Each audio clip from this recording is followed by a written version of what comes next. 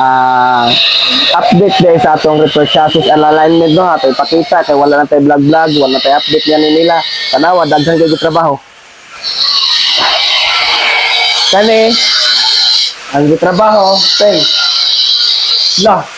kani di ay gitrabaho na rin siya sa lain no tanawa na doble gid ang gasto sa customer kay ano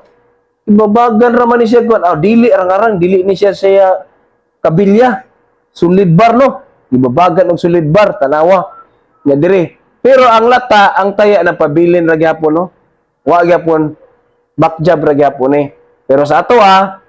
potlon ni dire potlon diha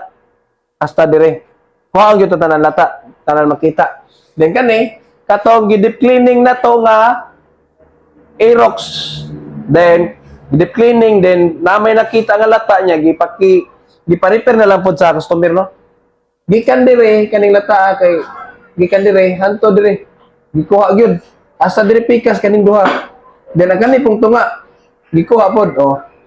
konsay porma sa original ato gibalik no so ang kuha na lang ani deep cleaning then after deep cleaning repaint na pod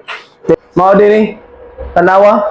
sus wan ay kabutangan sa lata na lusno na din no kani ilisan ni nato gikan dire padong dia nya padong sa dire kani nya kani ang kani dire grabe na gyud kayo sus sao na lang ni no taya nga way kabutangan pero nay bintana pwede kadaganan kana may bintana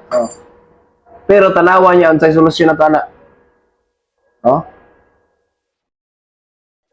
no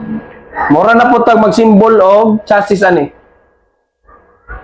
pero tanawa unsay gitrabaho asa mo gi-ready dan kaya nga to buhatan na nato og engine support daan na nagibuhat na napoy gibuhat nga bawg no para sa tunga ready na paslak na lang dito